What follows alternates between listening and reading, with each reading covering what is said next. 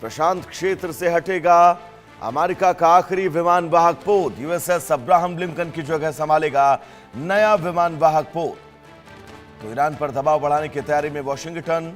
हिंद प्रशांत क्षेत्र में चीन को बड़ी रणनीतिक बढ़त मिल सकती है।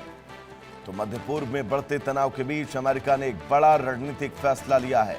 वॉशिंगटन ने प्रशांत क्षेत्र में अपने तैनात आखिरी aircraft carrier USS George Washington को हटाकर ईरान के खिलाफ चल रहे सैन्य अभियान के समर्थन में मध्य पूर्व भेजने का फैसला किया है। यह कदम ऐसे समय में उठाया गया जब अमेरिकी नौसेना को दुनिया के अलग अलग रणनीतिक मोर्चों पर अपनी मौजूदगी बनाए रखने की चुनौती का सामना करना पड़ रहा है।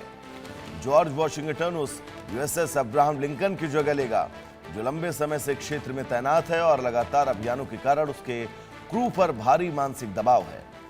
इस तैनाती का सीधा संदेश ईरान को अमेरिकी सैन्य शक्ति का प्रदर्शन माना जा रहा है। हालांकि इस फैसले का दूसरा पहलू उससे भी महत्वपूर्ण है। प्रशांत क्षेत्र से एयरक्राफ्ट कैरियर हटने का मतलब ये कि अमेरिका की समुद्री ताकत का एक अहम हिस्सा अस्थायी रूप से इंडो पैसिफिक से दूर हो जाएगा। विशेषज्ञ मानते हैं कि इससे चीन को क्षेत्रीय गतिविधियों और सामरिक विस्तार के लिए अपेक्षाकृत अधिक गुंजाइश मिल सकती है। अमेरिका के सामने अब यह चुनौती है कि वो एक तरफ ईरान पर दबाव बनाए रखे और दूसरी तरफ चीन की बढ़ती सैन्य और नौसैनिक सक्रियता पर भी नजर रखे। इस कदम को केवल सैन्य तैनाती नहीं बल्कि वैश्विक शक्ति संतुलन से जुड़े बड़े भू राजनीतिक संकेत के तौर पर देखा जा रहा है। तो ईरान पर दबाव बनाने की कोशिश और अब ईरान के क्षेत्र में यानी मध्य एशिया के बीच यूएसएस अब्राहम की जगह लेगा यूएसएस वॉशिंगटन।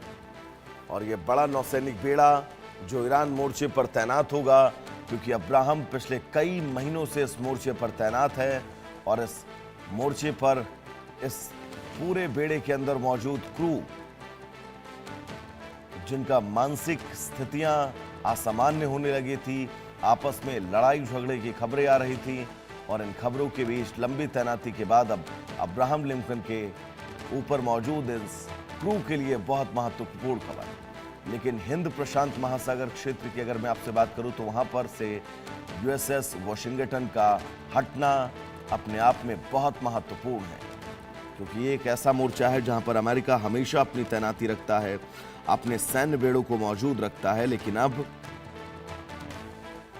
मिडिल ईस्ट और मध्य एशिया में छिड़ा ये युद्ध और इस युद्ध के बीच अब्राहम लिंकन की वापसी, बड़ी फ्लीट की वापसी और यूएसएस वॉशिंगटन की यहां पर तैनाती ईरान के लिए तो चुनौती जरूर है, लेकिन प्रशांत महासागर क्षेत्र में, इंडो पैसिफिक क्षेत्र में यह बहुत महत्वपूर्ण है। तो बड़ी खबर इस बीच आप सबकी टीवी स्क्रीन पर। हिंद प्रशांत क्षेत्र में चीन को बड़ी रणनीतिक बढ़त मिल सकती है क्योंकि ये बहुत सालों बाद हो रहा है जब इस क्षेत्र से अमेरिका अपनी सेना को हटा रहा है।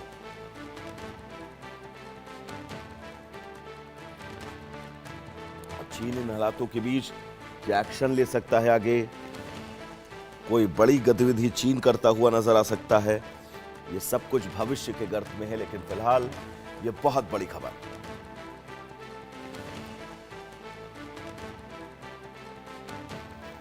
ईरान पर दबाव बढ़ाने की तैयारी में Washington. USS George Washington Tehran की दिशा में रवाना हो चुका है, यानी अब इसकी तैनाती मध्य एशिया में की जाएगी।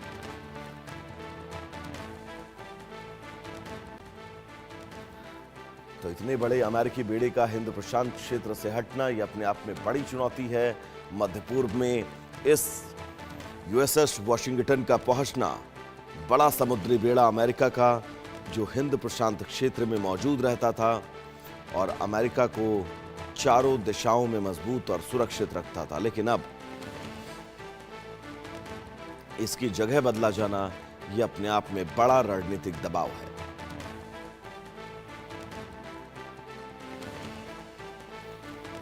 तो हिंद प्रशांत क्षेत्र में चीन को बड़ी रणनीतिक बढ़त।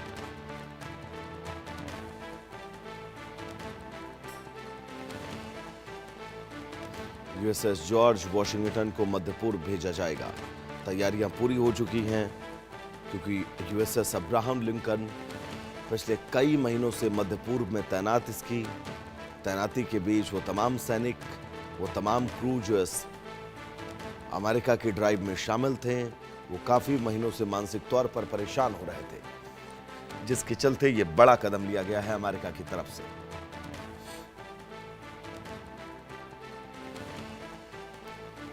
आरजू हमारे साथ जुड़ी हुई हैं तमाम जरूरी अपडेट्स के साथ। आरजू, ये बहुत महत्वपूर्ण है अमेरिका के लिए, क्योंकि हिंद प्रशांत क्षेत्र से अपनी बड़ी तैनाती को हटाना, उस क्षेत्र को खाली करना, मध्य पूर्व में उस तैनाती को लेकर आना, अमेरिका के लिए परेशानियां क्या हो सकती है, एक बार समझाएगा दर्शकों को। जी बिल्कुल, देखिए अमेरिका अपना आखिरी aircraft carrier USS George Washington को प्रशांत क्षेत्र से हटाकर मिडिल ईस्ट जो है वो भेज रहा है और वो यहाँ यूएसएस अब्राहम लिंकन की जगह जो है वो लेगा, और जो काफी समय से वहां तैनात है और थक चुका है। और ऐसे में ईरान के खिलाफ दबाव बढ़ाने के लिए एयरक्राफ्ट कैरियर मतलब एक चलता फिरता हवाई अड्डा, उस पर 70 लड़ाकू विमान, जहाज और 5,000 सैनिक जो है वो तैनात होते हैं। और इसे बेचकर अमेरिका ईरान को सीधा संदेश जो है वो दे रहा है यहाँ की किस तरीके से अमेरिका की मजबूती जो है वो बनी हुई है। और वहीं प्रशांत से करियर हटाने की वहाँ और अभी और कोई अमेरिका एयरक्राफ्ट करियर जो है नहीं बचेगा। तो ऐसे में जो और इसी का फायदा जो है वो चीन उठा सकता है, और चीन ताइवान और दक्षिण चीन सागर में अपने जो हरकतें जो है वो और ज्यादा एक्टिव कर सकता है, बढ़ा सकता है, क्योंकि वहाँ अमेरिका रोक जो है वो कम हो जाएगा। तो अमेरिका का जब रोल कम होगा तो ऐसे में चीन की गतिविधियां जो है वो बढ़ सकती हैं। तो यहाँ पर इसका डायरेक्ट फायदा जो है वो कहीं ना कहीं चीन को पहुंचता हुआ नजर आ रहा है। हमने पहले भी इस पर चर्चा करी कि किस तरीके से देखिए देखा गया था कि यूएसएस जॉर्ज वॉशिंगटन में किस तरीके से अब यहाँ पर इसको रिप्लेस किया जा रहा है। और अब्राहम लिंकन की अगर हम बात करेंगे तो बीते दिन किस तरीके से उसमें जो है जो सैनिक है उन्हीं के बीच में अब लड़ाई जो है वो देखने को मिली थी, जिसमें कई सैनिक जो है वो घायल हुए थे, उनकी मौत हुई थी। तो ऐसे में ये लंबे समय से तैनात था और अब यहाँ पर इसको बदला जा रहा है। तो इसके पीछे आखिर अमेरिका की क्या रणनीति है, ये देखने वाली बात होगी। जी। और आरजू, ये बहुत महत्वपूर्ण है क्योंकि मध्य पूर्व में ये तय है अमेरिका इस वक्त अपनी एक बड़ी फ्लीट की तैनाती करेगा ही करेगा, जिसके चलते यूएसएस वॉशिंगटन को जो है वो इस इलाके में शिफ्ट किया जा रहा है और अब्राहम को वापस फिलहाल कुछ दिनों के लिए बुलाया जा रहा है। लेकिन हिंद प्रशांत का क्षेत्र जो बहुत महत्वपूर्ण है अमेरिका के लिए सामरिक दृष्टिकोण से, और अगर इस क्षेत्र में इतनी बड़ी फ्लीट को आप हटाते हैं जिसका इंतजार चीन पिछले कई सालों से कर रहा है, तो ये माना जा सकता है चीन भी किसी बड़ी गतिविधि को अंजाम दे सकता है इस समय के दरमियान। जी बिल्कुल, देखिए अमेरिका को ईरान रोकना जरूरी था और इसीलिए उन्होंने अपना आखिरी एयरक्राफ्ट प्रशांत से हटाकर मिडिल ईस्ट जो है वो भेजा है। और इससे एक तरफ ईरान पर दबाव बढ़ेगा, दूसरी तरफ चीन को हिंद प्रशांत में बढ़त जो है वो मिल सकती है। मतलब अमेरिका एक मोर्चा जो है वो संभाल रहा है तो दूसरी मोर्चा थोड़ा कमजोर जो है वो हो रहा है। तो आपने बिल्कुल ठीक कहा, कहीं ना कहीं यहाँ पर जहाँ एक तरफ ईरान पर दबाव बढ़ेगा तो वहीं दूसरी तरफ कहीं ना कहीं चाइना को ये अपॉर्चुनिटी जो है वो मिल जाएगी अपना एक्शन दिखाने की, अपने एक बढ़त जो है वो दिख जाएगी। तो फिलहाल यहाँ पर जरूर थोड़ा फायदा चाइना को पहुंचेगा, लेकिन यहाँ पर अगर देखें तो कहीं ना कहीं अमेरिका इस वक्त पूरा फोकस जो है वो ईरान पर करे हुए है और इसीलिए हम देख रहे हैं ये तमाम एक्शन जो है वो अमेरिका की तरफ से लिए जा रहे हैं। जी। क्योंकि चीन की विस्तारवादी नीति और विस्तारवादी नीति के बीच ये सबसे महत्वपूर्ण है वो कि वो ताइवान समेत तमाम ऐसे देश है जिन पर कब्जे की रणनीति बना रहा है और इसको लेकर हलचल भी बहुत ज्यादा तेज है। तो क्या ये मानकर चला जाए आरजू, आने वाले वक्त में चीन ऐसे भी कोई मजबूत और बड़े कदम उठा सकता है? लगातार हम देख रहे हैं कि इन सभी डेवलपमेंट्स पर निगाहें जो है वो बनी हुई हैं, उनके ऑफिशियल्स जो हैं वो भी इन सभी पर निगाहें जो है वो बनाए हुए हैं। ऐसे में चाइना इस क्या रुख लेता है या इस डेवलपमेंट के बाद उनका क्या कुछ स्टेप होता है, इस पे निगाहें जो है वो बनी हुई है। लेकिन इस तरीके से जो ये फैसला अमेरिका की तरफ से लिया गया है उसका असर चाइना पर भी देखने को मिलेगा और चाइना किस तरीके से इस पर रिएक्ट